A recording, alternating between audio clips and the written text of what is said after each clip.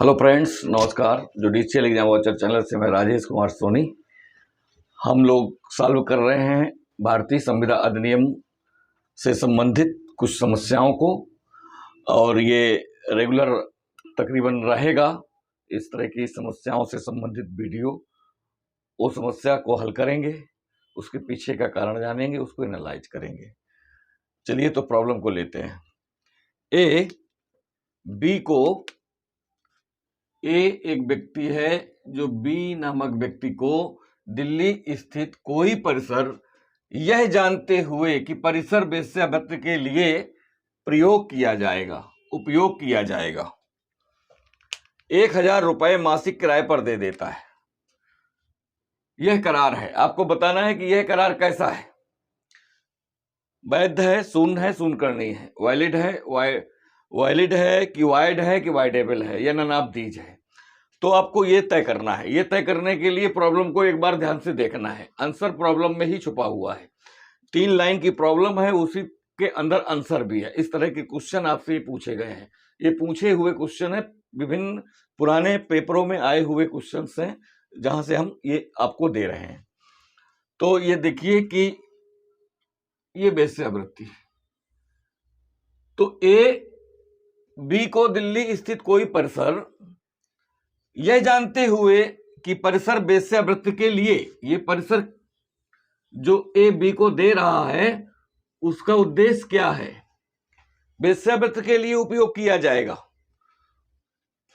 और 1000 रुपए मासिक पर वो दे देता है। तो बात 1000 की नहीं है, बात यहां पर है कि जिस उद्देश्य के लिए उसने उस परिसर को दिया है वो उद्देश्य कैसा है। तो ये वेश्यावृत्ति जैसा जो उद्देश्य है, काम इसलिए दिया है, और कि ऐसा वहां पर इसलिए उपयोग किया जाए, ये कह सकते हैं, या वेश्यावृत्ति के लिए उपयोग किया जाए, या वहां पर वेश्यावृत्ति चालू की जाए, करा जाए। तो ऐसे जो करार होते हैं दो लोगों के बीच में, जब भी ऐसे उद्देश्यों को लेकर करार होते हैं, वो करार हमेशा शून्य होते हैं। ये आपको याद रखना है। और ऐसा क्यों? ऐसा इसलिए कि भारतीय संविदा अधिनियम की,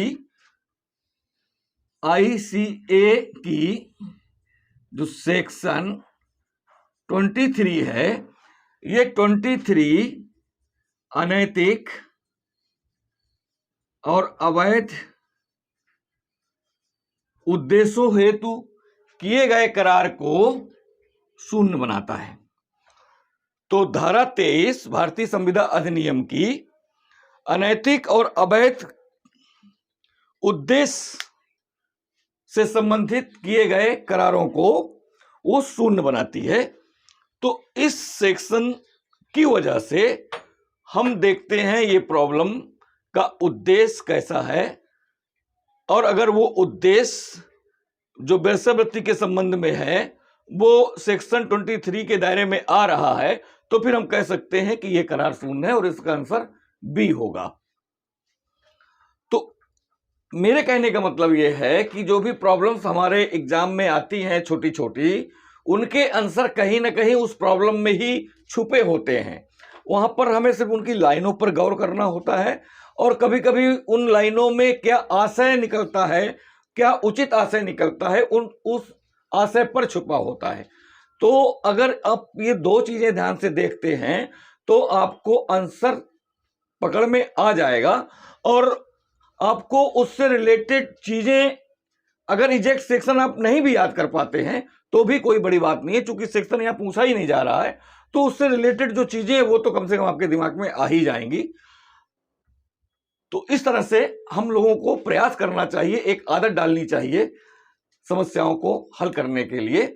और पेपर में तकरीबन IPC से और संविदा अधिनियम से, कॉन्ट्रैक्ट एक्ट से, या TPA से, और भी अदर एक्ट्स हैं जिनसे रिलेटेड समस्याओं को पूछा जाता है या पूछ लिया जाता है। तो वो आप अगर अपने आप को इस तरह से तैयार करेंगे तो प्रॉब्लम आपके लिए आपसे बड़ी नहीं हो सकती है। Thank you for watching.